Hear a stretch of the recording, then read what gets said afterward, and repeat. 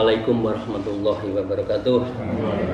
A'udzubillahi minasyaitonir rajim. Bismillahirrahmanirrahim. Alhamdulillahilladzi hadana lil hada wa ma kunna linahtadiya laula an hadanallah. Asyhadu an la ilaha illallah wa la syarikalah wa asyhadu anna Muhammadan abduhu wa rasuluh la nabiyya ba'dah. A'udzubillahi minasyaitonir rajim. Bismillahirrahmanirrahim. Ya ayyuhalladzina amanu taqullaha wa kunu ma'as shadiqin. Amma ba'dah. Para salikin, para muridin, jamaah, teman, kawan, kolega, sahabat, tuan, puan, semuanya yang bersama-sama kita mengaji kitab Minhajul Abidin. Mari kita bersyukur alhamdulillahirabbil alamin ala kulli halin wa nimatin, dan bersolawat kepada junjungan kita Nabi Agung Nabi Muhammad Rasulullah sallallahu alaihi wasallam. Allahumma shalli ala sayyidina Muhammad wa ala alihi wa ashabihi. Hari ini kita lanjutkan tentang namanya Aikur Rabi an-Nafs.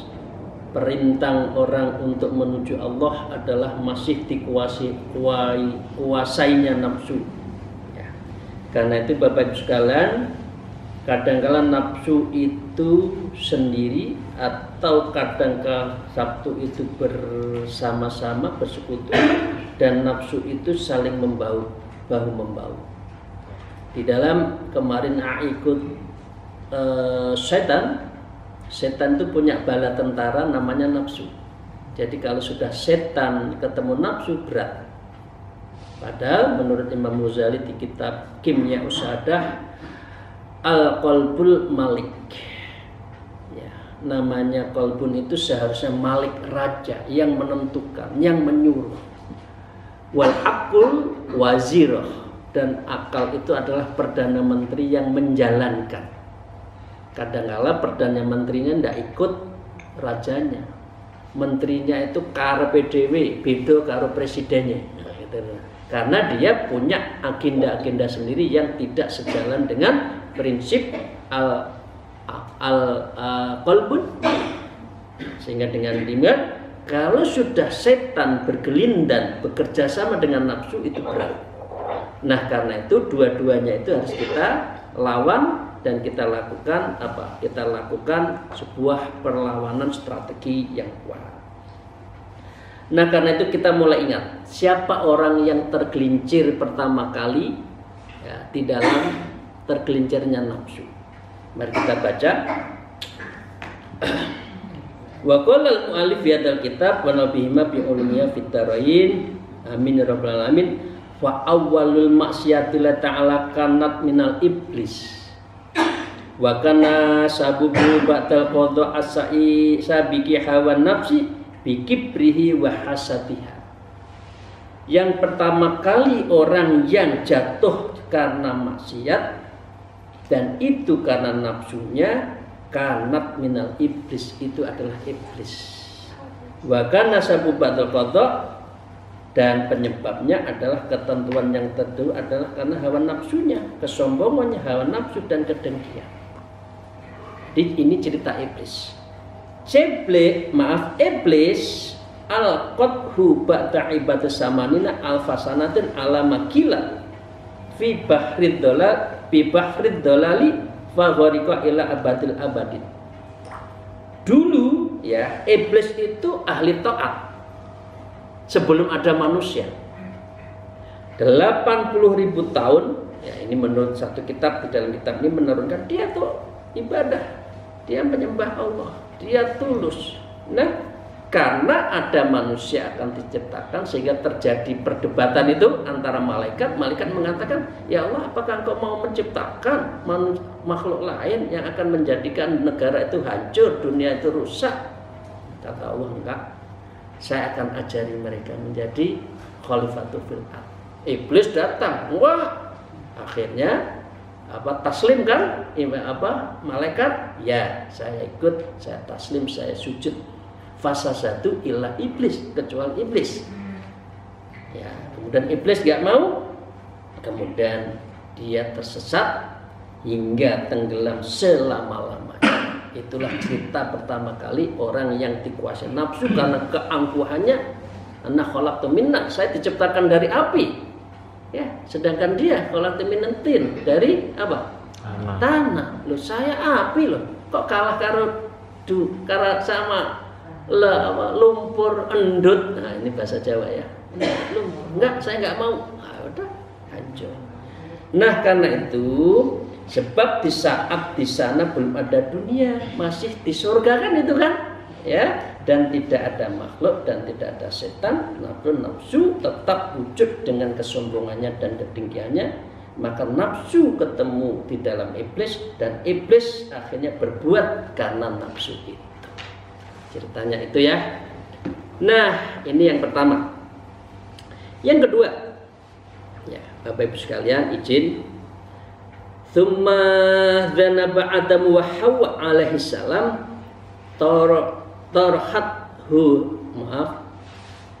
tarahathuma syahwatun nafsi fi dzalik wa hirsuha 'alal baqa'i wal haya hatta tarra biqali iblis. Iblis, ada manusia bercinta kasih, senang, nggak suka ini bercinta karena Allah. Setannya, iblisnya goda. Nama siapa? Adam dan Hawa. Yang kedua, orang yang ada makhluk yang terkena nafsu adalah Adam dan Hawa, di mana kesenangan nafsu telah melempar beliau berdua di dalam dosa itu ya. Ya, wahadza 'alal baqa' wal hayati, sehingga kemudian dia tidak lagi kekal di surga. Apa? Diturunkan di muka bumi. Hatta taro biqali iblis, hingga beliau berdua terpedaya dengan ucapan iblis. So, jangan makan buah kuldi ini, sudah kamu hebat, seneng-seneng di surga, silahkan. Adam, perempuan ndak kuat. Ada kemilaunya buah kuldi, ada kemilaunya emas kemerincing di mana-mana. Pak, ayo cari uang yang banyak, saya pengen make up bakwan yang bagus. Bapaknya akhirnya korupsi. Pertama kali yang digoda Hawa, istri. Karena itu banyak orang tergelincir tokoh itu karena istrinya juga. Ya, mempengaruhi suaminya nggak bisa, memberi istrinya dijamu macam-macam. Nah, jadi yang kedua adalah orang yang jatuh karena nafsu adalah Hawa. Akhirnya Adamnya kena, akhirnya turun ke muka bumi. Fakana dalika idza ba'ud nafsi wa syirkati hatta saqata bidzalika min jiwarillahi ta'ala wa qaral firdaus. Ya, artinya beliau itu tidak sesuai dan melakukan pertentangan di surga. Kemudian apa? Ilah haditunya hakirah. Kemudian ya udah, apa boleh baut, apa boleh buat, karena sudah jatuh. Kemudian adunya hakirah, maka Adam Hawa beranak pinak di dunia akirah yang menyusahkan. Akirah yang hina. Benar atau benar? Berat di dunia. Kalau dulu ibu kita nggak tergoda, kita di surga semuanya. Tapi karena tergoda kita di dunia, ya sudah. Akhirnya apa? Akirah. Hidup di dunia itu banyak hina. Wan nakidah, susah. Susah nggak? Susah. Golek duit, surga, mimpi, kerentek, datang. Kita harus nakidah. Wal faniyah, dan juga fana dunia ini. Lo ngono itu lo, wong jelas sudah jelas fana, akan ditinggalkan. Ad-dunya manzilah, dunia itu adalah tempat ngombe di rest area. Lo di rest area bikin rumah besar. Lupa kalau akan terus menuju Allah. Lupa kalau dirinya itu mati. Memang kita akan tahu kita akan mati. Jam kapan? Kok nggak mau zikir-zikir? Kok nggak mau menyerahkan diri pada Allah umur sudah 50, 60, 70. Untuk apa kalau sudah seperti itu, Bapak Ibu sekalian? Donya tok sing digoleki. Memang kita sudah tahu dengan malaikat Israel, malaikat Israel, ambil nyawa saya tanggal sekian ya, umur saya sekian, mboten saged, mboten niku. Bukan, kita harus siap-siap. Karena kalau enggak, ini dunia itu al-fanah, dunia itu adalah fana, wal muhlikah, dan dunia itu biasanya juga hancur nantinya. Kalau kita lagi sholat sholat taubatan nasuha yang saya bacakan, sholat tentang kiamat. Mengapa saya pilih itu? Qari'atu mal qari'ah wa ma adraka yauma yakunun nasu kal farasil mabsus wa takunul jibal ka'al maqfus. Seperti aneh-aneh, berterbangan, rusak, hancur, berbenturan. Sing nolong jenengan kita semua siapa kalau sudah seperti itu? Allah akan melihat. Lah kamu zikir ke saya enggak? Kamu banyak sholat malam enggak? Amalmu seberapa? Ya udah, kamu terhimpit oleh dunia itu. Kira-kira bahasa kasarnya itu ya. Jadi dengan demikian kita harus menerima keadaannya kita sudah di dunia, meskipun hakirah, nakidah, faniyah, muhlikah harus kita alami. Nah dengan demikian Bapak Ibu sekalian, waliko imalika wala kiyal auladahuma mau malaku min dalika yamila abadil abadin. Kemudian beranak pilahlah Adam Hawa sampai kita sudah 5 miliar lebih manusia di dunia ini. Ini yang kedua. Nah yang ketiga, Tumma hadisu qabilun wa habilun wa kana sababu fi amriha hasad wa sukha. Tumma hadisu Harut wa Marut kana sababu fi sya'niha sahwa. Yang ketiga ceritanya Qabil dan Habil. Qabil nggak mau dikawinkan kepada Labuba, maunya kepada saudara kembarnya yang cantik jelita itu, padahal tidak boleh mengawini saudara kandung. Ini dalil. Mereka enggak, Qabil enggak mau. Saya tetap harus nikah sama calon saya ini yang cantik jelita. Saya enggak mau dengan yang hidungnya pesek itu, kira-kira gitu. Nafsu. Akhirnya terjadi pertumpahan darah. Pertama kan Qabil Habil. Kenapa? Nafsu. Orang jatuh itu karena nafsu. Yang ketiga, yang keempat, cerita malaikat Harut Marut. Malaikat, tapi mereka iri pada Nabi Adam dikasih nafsu. Dia minta dikasih nafsu oleh Allah. Sudah, kamu malaikat tapi tak kasih nafsu. Hancur-hancuran kan? Yang maksiat, ya membunuh. Jadi memang nafsu inilah yang disebut dengan tadi musuh dari dalam. Istilahnya apa? Musuh dalam selimut ya, nggak tahu ya. Kadang-kala istri, kadang-kala suami saling membohongi kan tidak tahu. Naudzubillah ya, moga-moga kita saling memaafkan, suami kepada istri, istri kepada suami yang pernah membohongi. Astagfirullahaladzim ya. Nah, itu contoh. Karena itu saya lanjutkan. Tsumma hallama jara ila yaumil qiyamah. Kemudian seterusnya hari kiamat tidak lepas di dunia itu adalah hakirah, nakidah, faniyah, mulikah. Selalu itu ya, ada rusak, fana, berat dan sebagainya. Dan manusia sudah harus pada posisi yang betul-betul mengendalikan nafsu. Nafsu tidak bisa hilang. Maaf ya, ini contoh. Anak nakal, masa kita nggak anggap itu anak kita? Kan enggak, kan tetap anak. Ya kita ajari. Nafsu kita kendalikan, nafsu kita gosok, nafsu kita bersihkan. An-nafsu al-qalbun, ya al-qalbun itu kalmir'ah. Qalbun itu seperti apa? Mir'ah, cermin. Kalau cerminnya itu tidak dibersihkan, kira-kira wajah kita kelihatan bagus nggak? Tidak. Qalbun kita semua juga gitu. Kalau kita tidak bersihkan, dikir terus, maka kita tidak bisa melihat pantulan jiwa kita, pantulan wajah kita. Nah, gitu ya. Maka dengan demikian wa illa kana khalqu fi salamatin wahir illa wa aslahan nafsu wa hawa. Kecuali sumber asalnya ada nafsu dan hawa nafsu itu maka bila tidak demikian niscaya makhluk-makhluk ada dalam keselamatan kebaikan. Jadi kita harus menjadi salamatan wa khair. Kita harus menyelamatkan diri dan untuk menuju kebaikan. Nah, kalau sudah seperti itu, wa idza kana aduun, setelah kita tahu bahwa nafsu itu aduun, musuh, bihadzal darul kullih, kemudian dia maka semuanya itu adalah membahayakan, fahaqqul akil ayyatamma bi amrih, maka hendaknya kita semua itu memprioritaskan untuk menyelesaikan urusan nafsu ini. Nafsu jangan dibiarkan. Wis eruh tapi ditokno wae. Tahu tapi dibiarkan saja. Maka hanya dengan demikian wallahu taala waliyul hidayah wat taufik bi fadlih. Semoga kita semua yang ngaji ini oleh Allah diberi petunjuk, diberi pertolongan, diberi anugerah untuk apa? Untuk betul-betul membersihkan hati kita.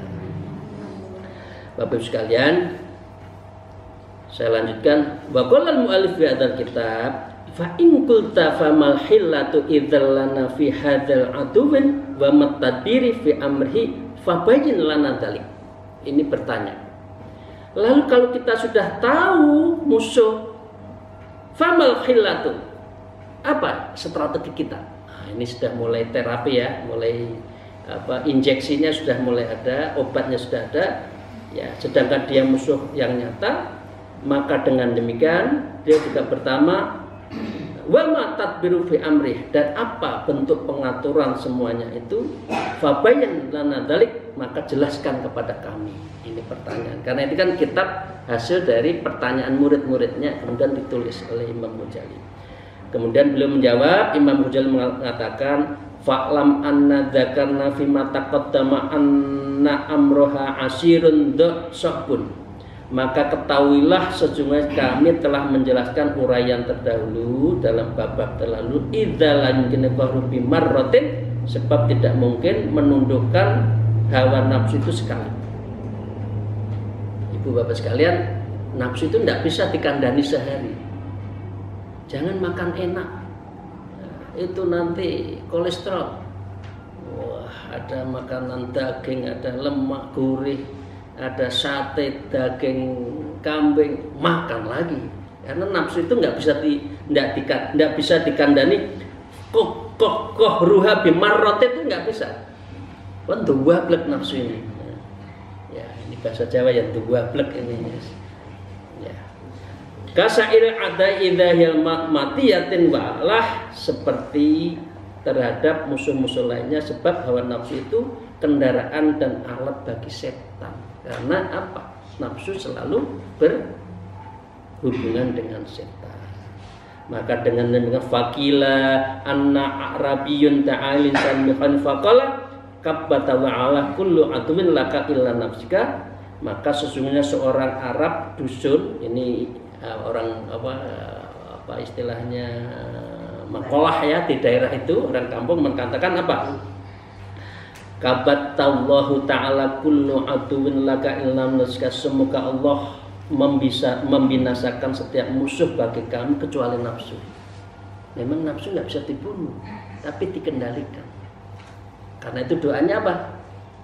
A'udzubillahi minasyaitonir rajim. Allahumma innas'aluka min qalbi la yakhsha.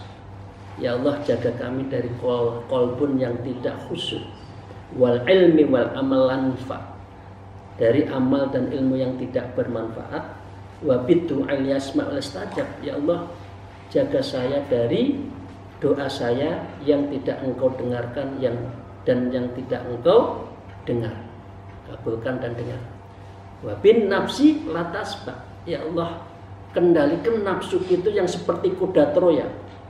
Dos, jabatan, kekuasaan. Waduh, pokoknya yang indah-indah itu nafsu. Kendalikan ya Allah saya. Itu doanya. Ibu sudah pernah berdoa ini? Belum ya? Saatnya kita kasih ya. Oke. Jadi ya lek sugih ya sugih, atau nemen-nemen. Lek nakal cukup sekali tapi jangan diteruskan, langsung direm. Karena kalau dibiarkan seperti kuda Troya, itulah ya. Nah, kami lanjutkan. wala yumkinu ihmaluha bimarratin limakani darariha fahtaju ila tariqin baina tariqaini turrabbihima. Ya, tidak mungkin membiarkan nafsu dengan begitu saja, nggak bisa, karena posisinya berbahaya. Maka engkau perlu kepada satu metode, di antaranya dua metode yang engkau mengaturnya. Atur zikir, biar nafsu itu tunduk pada hati, hati memerintahkan akal, akal memerintahkan pada panca indera kita, ngaji kita, mulut kita, telinga kita, mata kita, semua untuk kebaikan. Itu karena kita bisa mengembangkan. Dan engkau memperkuat seukuran apa yang bisa engkau emban, akan pelaksanakan untuk kebaikan, ya, fi'la kulli khair. Jadi karena itu berbuat baik sebaik-baiknya. Dan bisa melemahkan hawa nafsu dan mengekangnya setubatan yang tidak ada henti-hentinya, karena engkau terhadap bahwa nafsu itu berada dalam penanganan yang berat dan pemikiran yang dalam, ilajid sadid wa nadhari latif. Jadi harus kita betul-betul. Nah, karena itu Bapak Ibu sekalian, ada pertanyaan, kuncinya apa untuk mengendalikan nafsu itu? Di sini yang pertama, yang tadi kan kita mohon pertolongan Allah, ya, pertolongan Allah, dijaga, ya. Yang kedua, tsumma qad dzakarna fi amriha antul jihima bili jamin taqwa wal wara walidul faidataini jami'an. Kuncinya kemudian setelah kamu berdoa untuk persoalan nafsu itu, maka untuk mengendalikan bilijami takwa, engkau harus mempunyai tali kekang, namanya adalah takwa wal wara. Takwa itu taknya tawadhu, q-nya qanaah, w-nya wara, takwa. Hurufnya kan tak, qaf, w. Nah, itu berarti kita harus tawadhu, qanaah terhadap pemberian Allah, dan kita warok, ya. Itu yang kedua. Kalau kita tidak takwa dan tidak warok, maka kita tidak mungkin bisa mengendalikan nafsu. Lalu fa in qulta in hadidabati jam'un bahimatun sohbatun saksinah la tanfadu lil jami fama khilah fima hatta tumkinuha minha. Ini pertanyaan lagi. Jadi tadi pertanyaan apa caranya? Nah, ya. Satu, mohon pada Allah. Yang kedua adalah takwa dan sesungguhnya nafsu itu adalah hewan tunggangan yang tak terkendali, liar, dan dia binatang yang keras lagi buruk tabiatnya, wabahimah syabhatan saksiyah lan qadal jami, tidak mudah ikut. Nafsu itu tidak mudah ikut. Disuruh baik belum tentu baik, disuruh zikir belum tentu zikir, disuruh sholat malam belum tentu sholat malam, padahal tahu. Nah, karena apa? Karena memang ya nafsu itu lam taqad tangqadul lil jam, untuk dikendalikan itu sulit. Fama filata fi hatta tumkin minhan, maka strategi apa dalam mengatasinya sehingga saya memungkinkan mengatasinya? Berarti pertanyaan kedua. Sekarang jawabannya. Nah, karena itu fa'lam annaka fima sadiqun wal hilatun tadliluha hatta tanqada lil jami, maka ketahuilah engkau benar dalam kesimpulan tersebut. Memang benar, berat, sulit dikendalikan, kuda Troya, strateginya sulit, dan dia sangat tidak mudah untuk dikendalikan kekangnya, hatta tanqada lil jami, hingga itu manut. Gimana nafsu itu manut? Kalau ada nafsu yang baik-baik, motivasi, kerja keras, belajar, ya, taklim, itu kan nafsu juga, tapi yang baik. Nah, karena itu qala ulama'u radhiyallahu anhum innama yudal nafsu yuksiruha wa hathalatun asya. Untuk mengendalikan ini menurut para ulama ada 3. Ya, sesungguhnya dapat menundukkan itu dan mengendalikan nafsu itu ada 3. Pertama, akadumah man usyahwat fa inna dabah al haruna thalithuna idza nuqisa min alafiha. Yang pertama, engkau adalah mencegah syahwat. Manpus syahwat. Syahwat itu dicegah. Fa inna tabah, karena sesungguhnya binatang yang dekil, yang jelek itu, keras kepala, dapat menjadi lunak apabila dikurangi makanannya. Ibu bapak tahu? Binatang yang keras, nggak usah dikasih makan banyak-banyak. Lah inilah yang disebut taklilut ta'am. Orang yang suluk mengurangi makan.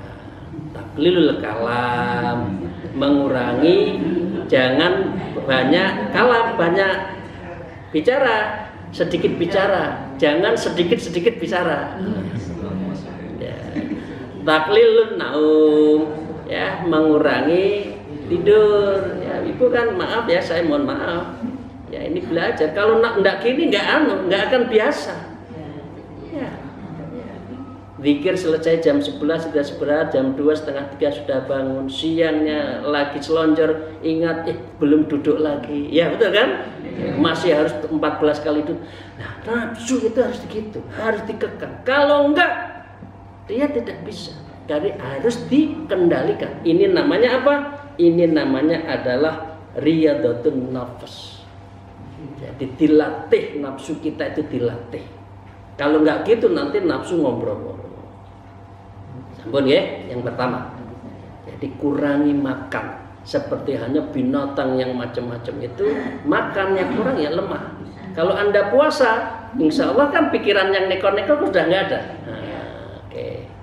Nah, yang kedua, wattani hamlu asqaliya ibadah alaiha. Sebab yang kedua, membebankan ibadah-ibadah yang sangat berat kepada nafsu.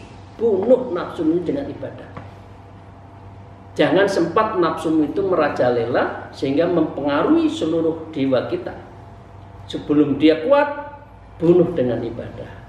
Istirahat ngaji, istirahat sholat, istirahat ambil wudu, makan terus, bunuh seperti itu ya. Ini caranya. Mengapa? Fa innal himaru idza jidda fi hamlihi manan nuqsani min alaqatit tadallulil wa anqat. Karena sesungguhnya keledai, bukan kedelai ya, keledai apabila bertambah bebannya disertai dikurangi makannya, niscaya menjadi tunduk.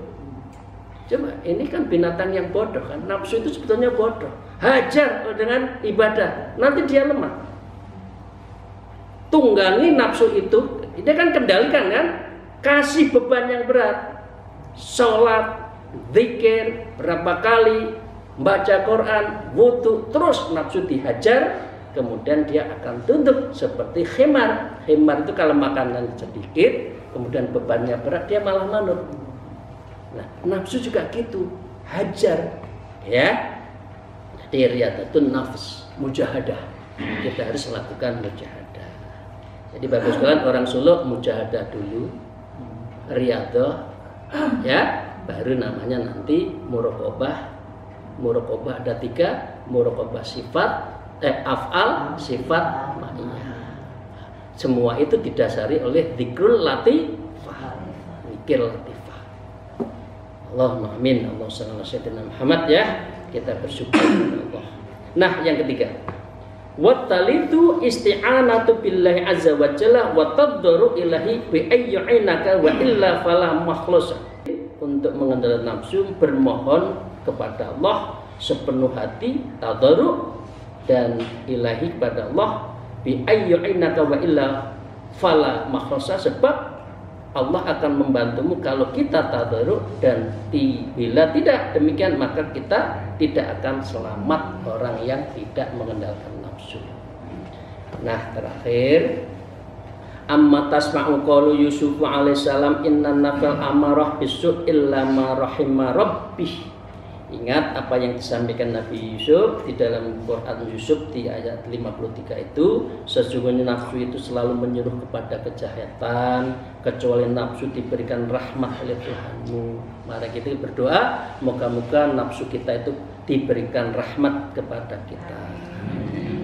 Nah, faida badabna alaihil umur talatah. Setelah kita tahu mendisiplinkan nafsu itu 3 tadi, ya, in fadatat lakan nafsul jamuk bi'inillah. Karena itu kamu harus niscaya patuh dan harus kuatkan bi'idnillah dengan memohon izin Allah azza wa jalla, Allah taala azza wa jalla. Fa khina idzin tubadiru ila antamlikaha wa tuljimaha wa ta'mana min syariha. Lalu ketika keadaan seperti demikian, kita sudah tadi mengendalikan, maka engkau mesti segera untuk menguasai nafsumu dan mengendalikannya dan mengamankan dirimu dari keburukan-keburukan nafsu. Roh tapi nggak gelem nyingkreh, nggak mau menghindar, itu apa ya? Itu namanya oleh Adabul Suluk disebut oleh Syekh Abdullah Al-Haddad disebut al-khumkun. Ini sebodoh-bodoh manusia. Ngerti kalau zikir baik nggak gelem zikir, ngerti mau Quran itu baik nggak mau Quran, ngerti sholat malam itu baik tapi nggak mau. Itu adalah al-khumkun. Ini adalah orang sebodoh-bodohnya. Al-jahilul mujahil. Ini orang bodoh. Ini menurut kitab Adabul Suluk. Ngerti tapi nggak gelem ngelakoni. Apa? Jam 2 bengi bangun, hanya ke kamar kecil pipis, mari ngono turu meneh tidur lagi. Setelah tidur lagi selimutnya tebel, AC-nya tambah 16, tambah ngeleser tidurnya. Ini berarti nafsu yang mengendalikan. Nah, cukup sekian ya hari ini. Ini masih ada pertanyaan. Ini kan QA, question and answer. Ya, dari ini nulisnya Imam Ghazali, pertanyaan gini, jawabannya gini. Nah, pertanyaan berikutnya apa? Fa idza kunta fabayyin lana an ma huwa taqwa hatta tamnu. Jika lalu sudah seperti itu, apa hubungannya nafsu, mengendalikan nafsu dengan takwa? Coba terangkan kepada kami, takwa itu apa? Nah, kira-kira gitu, dan itu kita bahas di hari Sabtu yang akan datang. Terima kasih. Al-afu minkum. Mohon maaf atas segala kekurangan saya. Mungkin salah ucap, salah kata, ada yang tersinggung, izinkan saya mohon maaf yang sebesar-besarnya. Akhirul kalam. Al-afu minkum. Wallahu muwaffiq ila aqwamit thariq. Wassalamualaikum warahmatullahi wabarakatuh.